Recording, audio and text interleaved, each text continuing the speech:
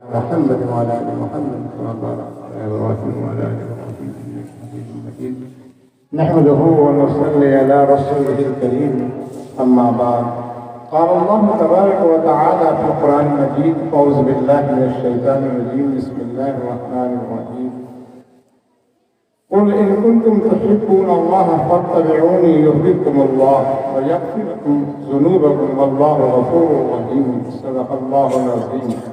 وقال النبي صلى الله عليه وسلم: لكل شيء استقالة واستقالة القلوب ذكر الله، أو كما قال عليه الصلاة والسلام.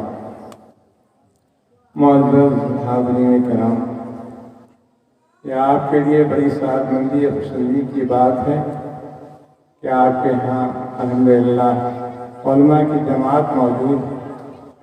حضرت مفتی صاحب کا بیان ہوا، آپ حضرات سماعت کر رہے تھے. دوستوں، عزیزوں، بزرگوں، بیان سننا وہی معتبر ہے جو ماننے کی نیت سے سنیں. آج ہمارا حال بالکل بگڑ گیا ہے، اور اس بگڑنے کی وجہ سے حالات بدتر سے بدتر ہوتے جا رہے ہیں. ماننا ہمارے مزاجوں سے نکل گیا ہے، اور حقیقت یہ ہے کہ مانتے اسی کی ہیں جو دشمن ہے ایمان والوں کا. اللہ کے رسول کی مانے زندگی میں بہار آ جائے گی. سارے مسائل کا حل اللہ کے رسول کی اطاعت میں ہے، قرآن پاک کی تلاوت اور اس کے احکام پر عمل کرنے پر. مفتی صاحب نے کہا نا کہ قرآن پاک کی تلاوت بالکل نہیں ہو رہی ہے. جب اللہ کی عظمت نہیں تو اللہ کے کلام کی کیسے عظمت ہوگی؟ سال ہر سال گزر جاتا ہے. کچھ لوگ تو رمضان میں اہتمام کرتے ہیں، رمضان گزرتا ہے، عید کی چاند نظر آتی ہے، اس کے بعد سے پھر کلام پاک کھول کے دیکھتے ہیں. ابھی میرا سفر بہت دور دراز ہوتا ہے، اور بیرون ملک کا بھی نیپال کا کئی سفر ہوا. ابھی میں 5-4 مہینہ پہلے گیا تھا. ایک عجیب و غریب واقعہ بیان کیا. ایک بڑے مقرر صاحب آئے اور میری رعایت میں انہوں نے کچھ بیان نہیں کیا، ایک واقعہ سنا کے اور کہا کہ آپ مولانا کا بیان. وہ واقعہ عجیب و غریب واقعہ ہے کہ آج حقیقت یہ ہے دوستوں، قرآن پاک کی تلاوت تو اعلیٰ درجے کی بات ہے. آپ صلی اللہ علیہ وسلم کی بعثت کا مقصد ہی ہے قرآن پاک کی تلاوت میں قلوب کا تزکیہ فرمائے، حکمت کی باتیں آپ بیان فرمائیں. یہی آپ کے بعثت کا بڑا مقصد ہے، لیکن سب کو فراموش کیے ہوئے ہیں. مفتی صاحب نے کہا کہ انگریزی کی تعلیم کے لیے تو ہم اعلیٰ معیار کے استاذ کو تراشتے ہیں، وہ پیسہ خرچ کرتے ہیں. قرآن پاک کی پڑھانے کے لیے آج اس کی عظمت ہمارے دلوں سے نکل گئی ہے. تو مولانا صاحب مفتی صاحب آئے، کہا کہ یہ سچا واقعہ ہے، اور غالباً افریقہ یا لندن کا بتایا انہوں نے کہ امام صاحب سے محبت ہوتی ہی ہے مقتدی کو. وہ دعوت کیا کرتے تھے. ایک روز دعوت ہوئی تو گھر میں کچھ رقم پڑی ہوئی تھی. ہواؤں نے اس رقم کو اڑا دیا، اور وہاں کا جو ہے ڈالر کی شکل میں رقیم تھی، جو ہے وہ ڈالر ہوتا ہے. تو جو وہ نیچے گرا ہوا تھا، تو امام صاحب آئے اور اس کو اٹھا کے انہوں نے قرآن پاک کے نیچے رکھ دیا. یہ ادھر ادھر چلا جائے گا، ضائع ہو جائے گا، پریشان ہوں گے. تو قرآن پاک تو پڑھتے تھے، ان کو قرآن پاک ہے، ظاہر سی بات ہے کہ پڑھتے ہوں گے. جیسے اٹھائیں گے ان کی امانت مل جائے گی. ظاہر سے انہوں نے ہمدردی کی ان کے ساتھ کہ ان کی رقم محفوظ ہو، لیکن وہ بیچارے تو قرآن پاک پڑھتے نہیں تھے. سال ہر سال ٹیبل پر رکھا ہوا صرف دیکھتے تھے، پڑھتے نہیں تھے. تو بدگمان ہو گئے امام صاحب سے. کہا کہ دیکھیے دعوت بھی کی، اور امام صاحب نے ہماری امانت کو لے کے چلے بھی گئے. تو دعوت بند کر دی. اب ان کی دعوت نہیں کرنی، یہ تو امانت میں خیانت کرتے ہیں. کب تک ہم ان کی دعوت نہ کریں؟ تو کہا بدگمانی میں دور ہو جائے. انہوں نے چند ماہ کے بعد دعوت کی. بلکہ چند ماہ کیا کہ 1 سال ہو گئے جب تک دعوت کی انہوں نے. اور دعوت کی تو انہوں نے پوچھا کہ امام صاحب ایک بدگمانی اس کو دور کر لیں. آپ کی اس نے جو دعوت کی تھی اور رقم رکھی ہوئی تھی، آپ گئے تو رقم کو ملی نہیں، تو آپ دعوت بھی کھا کے چلے گئے، ہماری امانت کو بھی لے کے چلے گئے. اتنا کہنا تھا کہ امام صاحب زار و قطار رونے لگے تو حیران ہو گئے. آپ روتے کیوں؟ کہا کہ ہم دیکھو تمہارے الزام کی وجہ سے ہم نہیں روتے ہیں کہ تم نے ہم کو الزام لگایا کہ ہماری رقم. اس بات پر ہم رو رہے ہیں کہ سال گزر گیا اور آج تک تم نے قرآن پاک کو اٹھا کے نہیں دیکھا. اس پر رونا آ رہا ہے. دوستو عزیز، علامہ اقبال صحبت سے بہت کچھ ان کو ملا. شیخ الہند کی صحبت سے کہتے ہیں کہ نیکوں کی صحبت میں، علماء کی صحبت میں رہیے، لیکن آج مانگنے کے جذبہ نہیں رہیں گے. وہیں جہاں تاش بازی ہوگی، جوا بازی ہوگی، جہاں دنیا کی باتیں، سیاست کی باتیں ہوگی، گھنٹوں پانی کی طرح خرچ ہو جائے گا، اس کی کوئی فکر نہیں ہے. آج اگر کہا جائے کہ 15 منٹ آدھے گھنٹہ رک جائیے تو لگتا ہے کہ وہ پہاڑ کے اوپر ہے. یہ بڑی حیرت کے افسوس کی بات ہے. کس کے لیے؟ ارے آخرت بنانے کے لیے، دین بنانے کے لیے. ہو سکتا ہے کوئی جملہ کو سمجھ میں آ جائے، تمہاری آخرت بن جائے. ایک ایک جملے نے، اللہ والوں کے جملے نے لوگوں کے کائے کو پلٹ دیا. انقلاب آ گیا زندگی میں. کون سی وقت جی ہدایت کا وقت وہ آ جائے اور کسی کے بعد سے اللہ کچھ کہوا دے اور دن میں وہ بات جم جائے اور آخرت بن جائے. اس لیے دین کے موقع پر جتنا وقت ہمارا جو ہے دینی پروگرام میں لگ جائے، آپ اللہ کا شکر ادا کریں. یہی کم فائدہ ہے کہ اتنی دیر آپ بیٹھ گئے، آپ کتنے گناہوں سے بچ گئے. اگر آپ چوک چوراہے پہنچتے، آج بے حیائی عام ہو گئی، شرعی پردہ کا تصور نکل گیا ہے. عورتیں نیند میں رہنا پھر رہی ہیں، گھروں میں رہنا نہیں چاہتی ہیں. آنکھ کی حفاظت تو آپ کی ہو گئی کہ اس وقت آپ بدنگاہی سے، جو عظیم گناہ کبیرہ ہے، 2 گھنٹہ تو آپ اس گناہ سے بچ گئے. غیبت یہ گناہ کبیرہ ہے، اس سے ترقی نہیں ہو رہی ہے. آج تناسلی جو ہے ہماری یہاں پر مصیبت جو آ رہے ہیں، آج غیبت جیسے گناہ سے نہیں بچ سکتے ہیں. بدنگاہی سے، بدگمانی سے. چوک چوراہے پر کیا ہے، بازاروں میں کیا ہو رہا ہے، لیکن وہاں ہمارا وقت اللہ والوں کی مجلس میں آ گئے اور میں ربانی کا بیان سن لیا. ہمارا وقت بھی قیمتی بن گیا. ہو سکتا ہے کہ اللہ زیادہ پسند آ جائے اور اسی وجہ سے ہماری مغفرت ہو جائے. اللہ تعالیٰ معمولی بات پر بندی کی کوئی ادا پسند آ جاتی ہے، مغفرت فرما دیتے ہیں. تو غنیمت سمجھنا چاہیے جو وقت مل جائے اللہ والوں کی صحبت میں، اللہ کا شکر ادا کرنا چاہیے. تو وہ امام صاحب حیرت پڑ گئے. یہ حال ہے ہم لوگوں کا. آج نماز کا کیا حال ہے؟ جمعہ کو پڑھتے ہیں اور جمعہ کی نماز کے بعد وہی حال ہے. کیسے بلا پائیں گے؟ صلاح کی آواز تو سنا ہے، کتنے لوگ آئے ہیں نماز کو، 10% بھی آبادی کے لوگ نماز نہیں پڑھ رہے ہیں. کیسے بلا ملے گی؟ حی علی الصلاۃ کے بعد حی علی الفلاح ہے. موسیقی پہلے پڑھتا ہے حی علی الفلاح کی بڑائی، کہ کوئی ذات اگر بڑی ہے اوپر نیچے دائیں بائیں 6 دفعہ اللہ اکبر اذان میں سنتے ہیں. 6 جہت ہے کہ اس میں کوئی ذات اگر بڑی ہے وہ اللہ کی ذات ہے. اللہ اکبر، اللہ سب سے بڑے بادشاہوں کے بادشاہ. اس کے بعد ہم گواہی دیتے ہیں اشہد ان لا الہ نہیں ہے کوئی معبود سوا اللہ کا. یا اذان کو بھی کچھ نہیں سمجھتے ہیں. اللہ اکبر کیا مانے ہیں؟ ہمارے کوئی طلب ہی نہیں ہے کہ ہم امام صاحب سے پوچھیں، عالم سے پوچھیں. اس نے سمجھا دیے. یہاں تک کہ نماز پڑھتے ہیں، بہت سے نمازی ہوں گے، ان کو اگر سنا جائے ابھی سورہ فاتحہ نہیں سنا سکیں گے. 10 منٹ کوئی عالم کے پاس نہیں لگائیں گے. سب جھکاتے رہیے. آپ کی تلاوت صحیح نہیں، نماز کیسے صحیح ہوگی آپ کی؟ یہاں تک کہ درود شریف اور تحیات وغیرہ بھی نہیں آپ کو صحیح سنا سکتے. اور دعائے قبول تو بہت بڑی چیز ہے. جنازہ کی نماز ہزاروں آدمی ہوتے ہیں، 10% کو بھی جنازہ کی دعا یاد نہیں. یہ حال ہے دوست. پہلے ہمارے کہنے کا مقصد یہ ہے کہ بڑے سخت حالات ہیں. ایسے حالات میں غفلت کی زندگی اب اللہ کے عذاب سے نہیں بچ سکتی. اس لیے تھپیرے پہ تھپیرا کر کے ہم جاگ جائیں. تو صحابہ کرام کو جو اللہ نے مقام عطا فرمایا، ان سے دین کی خدمت، پوری دنیا میں دین کا ڈنکا بجا دیا.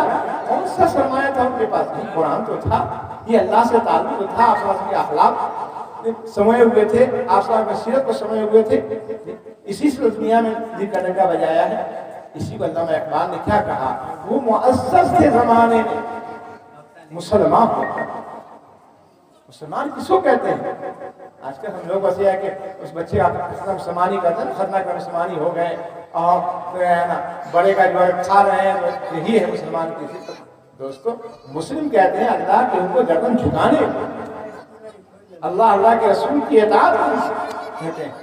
مسلمان جو اللہ کے مرضی پر اپنی گردن کو جھکا دے، چھو چرا کو چھوڑ دے، جو اللہ کا حکم ہو، اللہ کے رسول صلی اللہ علیہ وسلم کی اطاعت میں لگ جائے، اس کو کہتے ہیں مسلمان. علامہ اقبال نے کیا کہا کہ وہ معزز کے زمانے میں آج سال ہوئے ہم تاریخ قرآن ہو، آج جو ذریع رسوا ہو رہے ہیں قرآن پاک کی تعلیمات پر ہمارے نہیں. جب تک قرآن پاک کی تعلیمات پر عمل نہیں کریں گے مسائل کا حل نہیں. سارے مسائل کا حل قرآن پاک کی تلاوت میں، اس کے احکام پر چلنے میں. اسی لیے اپنے بچوں کو، یہ بچے سب کیسے نیک بنے گے، کیسے اللہ کو پہچانیں گے؟ آج دینی تعلیم کی طرف توجہ ہے، اس کو پیسہ خرچ کر رہے ہیں، دنیا کی تعلیم کے لیے پیسہ بہا رہے ہیں، لیکن دینی تعلیم کے لیے اتنی تعلیم تو ہر ایک کے لیے فرض ہے، اس کی نماز، اس کا روزہ صحیح ہو جائے۔ رمضان آتا ہے 10% بھی لوگ روزہ سے نہیں رہتے، 10 بڑی بڑی آبادی میں جانا ہوتا ہے، اور ذمہ دار بتاتے ہیں گاؤں کے بھی رمضان سے پہلے بڑی آبادی میں کہا کہ حضرت صاحب یہاں 5% بھی لوگ گاؤں کی صورت نہیں رمضان پاتے۔ یہ جو عذاب ہے اللہ کا، وہ بڑا کیسے کیسے مسلط ہو رہے ہیں، خیر و برکت سب ختم ہو گئی ہے، پیسے کی کمی نہیں ہے، لیکن ہائے ہائے سے پریشان حال، چین سکون نہیں، چین سکون تو اللہ کی یاد میں ہے۔ اور ریاکاری یہ بھی عام ہے، دکھاوا یہ بھی عام، اللہ خوشی کرنے کے لیے، دکھانے کے لیے کر رہے ہیں۔ بڑے سے بڑا عمل ہو اس میں اخلاص نہ ہو، اللہ کے اس کا کوئی وزن نہیں، کوئی وزن نہیں ہے اس کا۔ اس لیے اخلاص پیدا کیجیے اپنے اندر کہ جو کچھ کریں ہم اللہ ہی کی رضا کے خاطر کریں۔ سنت ہمارے پیر و مرشد کی یہی ہدایت تھی، جہاں بھی رہو جو کچھ بھی کرو اللہ کی رضا کے خاطر کرو، چھوٹے سے چھوٹا عمل ہے اللہ کے لیے کرو گے تو اسی سے نجات ملے گی۔ بڑے سے بڑا ہمارے حدیث شریف ہے کہ عالم کو بلایا جائے گا، مجاہد کو بلایا جائے گا، مالدار کو بلایا جائے گا، لیکن اخلاص نہ ہونے کی وجہ سے وہی عمل جہنم میں پہنچا دے گا۔ چھوٹے سے چھوٹا سے ماں کی خدمت کی ہے، جی امانت کا حق ادا کیا ہے اور گناہوں سے بچا ہے، اخلاص کا کہ اللہ دیکھے اللہ کے لیے ہم نے کیا ہے، ذریعہ نجات موت کے کوئی سے اللہ نے نکال دیا ہے۔ اگر اخلاص سے کام کریں گے، حوالہ دیں گے اللہ فلاں کام ہم نے آپ کی رضا کی خاطر کیا ہے، جی اللہ تعالیٰ کی مدد آ جائے گی۔ ومن يتق الله يجعل له مخرجا ويرزقه من حيث لا يحتسب ومن يتوكل على الله فهو حسبه۔ جو شخص اللہ سے ڈر کے زندگی گزارے، اللہ مصیبت کی گھڑی میں کام آئے، ایسی جگہ سے اللہ رزق دیں گے جہاں تصور و خیال دیں گے، ایسی جگہ سے عزت دیں گے جہاں تصور و خیال کے سے اللہ عزت دیں گے، اللہ رزق پہنچائیں گے، اور مصیبت کی گھڑی میں اللہ کام آئے۔ دنیا تو چاہے گی جو فساد ہے، لیکن اللہ جس کی حفاظت کو کچھ بگاڑ نہیں سکتا ہے۔ تو بہرے کے بات بہت کہنے کی ہے، لیکن اب میں آپ کا زیادہ وقت نہیں دوں گا، بات بہت ہو سکتا ہے، میرے بڑے یہ تفصیل سے آپ کے سامنے بیان کیا۔ اس لیے دوستو اب یہ سننے کا وقت نہیں ہے، یہ مانیں گے تو آپ عذاب سے، مصیبت سے بچیں گے، اب اگر نہیں مانیں گے تو اللہ کے عذاب سے بچ نہیں سکتے ہیں۔ علامہ اقبال کہہ گئے نہ سمجھو گے تو مٹ جاؤ گے اے ہندی مسلمانوں۔ آج سمجھ رہے ہیں بات کو؟ جی اجتماع ہوتا ہے، جلسہ ہوتا ہے، اللہ والے آتے ہیں، لیکن وہی کرتے ہیں جو نفس کہتا ہے، شیطان کہتا ہے کہ ہم جمعہ کو نماز پڑھیں گے، جمعہ کی نماز میں دن میں جتنے دفعہ میرے کھانے کے دسترخوان لگے بیٹھ جائیں گے کھانے کے لیے، اور نماز صرف ہفتے میں ایک ہی دفعہ۔ جی روحانیت ہماری اسی سے گزری آ گئی ہے۔ 313 نے جو ہے اسلام کی کیسے حفاظت کی ہے اور اللہ تعالیٰ نے کیسا غلبہ دیا ہے۔ دوستو آج بھی آج چونکہ مسلمان ہوتے ہوئے ہمارے اندر روحانیت نہیں ہے، جی ہماری دل گندگی سے بھرے ہوئے ہیں، جس کی وجہ سے فتنہ فساد ہے۔ دل کی صفائی کی، اور دل کی صفائی اللہ کے ذکر سے ہوتی ہے۔ ہر چیز کی کچھ نہ کچھ صفائی کی ہے، دل کی صفائی اللہ کے ذکر، جتنا ہم کلمہ طیبہ پڑھیں گے، درود شریف پڑھیں گے، آیت کریمہ پڑھیں گے، اتنی ہی دل کی صفائی ہوگی۔ تو ہر چیز کی صفائی کی کچھ نہ کچھ چیزیں، دل کی صفائی اللہ کی صفائی، کلمہ طیبہ کے ابھی رکھیے، درود شریف پڑھنے کا اہتمام کیجیے۔ جی قبر میں ہم موت کو سب کو، یہ اپنا فیصلہ اللہ تعالیٰ کا، جانا سب کو ہے، وہاں کی تیاری کر رہے ہیں۔ انسان دنیا سے جاتا ہے تو اس کا امان سے رشتہ کٹ جاتا ہے، لیکن اگر اولاد کو نیک بنا کے وہ انسان جاتا ہے، والدین اگر اولاد کو نیک بنا کے جاتے ہیں تو ثواب جو ہے وہ دعائیں اولاد کرتی ہیں، اور قبر میں درجات بلند ہوتے رہتے ہیں، اللہ عذاب سے محفوظ رکھتے ہیں۔ آج اولاد کی فکر ہے، ہم خود کو تباہ برباد ہے، اولاد تو اسی راہ پر آ جائے گی۔ چاہتے ہیں کہ ہماری اولاد نیک ہو، نیکی کے راستے پر اختیار کیجیے، خدا سے ڈریے، نماز کا اہتمام کیجیے، یہی طاقت ہے مسلمانوں کی۔ مثل الذی یذکرکم والذی لا یذکرکم اسمہ حی المیت، اللہ کو یاد کرتا ہے وہ اللہ کی نگاہ میں زندہ ہے، خواہ کتنا ہی کمزور انسان ہو لیکن اللہ کی نگاہ میں زندہ ہے، اور ہٹا کٹا ہے، صحت مند ہے، جوان ہے، لیکن ذکر سے غافل، اللہ کی یاد سے غافل، نماز نہیں پڑھتا ہے، روزہ نہیں رکھتا ہے، منمانی، تو زندہ ہوتے ہوئے مردہ ہے۔ آج کروڑوں کی تعداد ہے، یہ کوئی وزن ہے ہمارا، اس لیے کہ اللہ کی یاد سے غافل ہے۔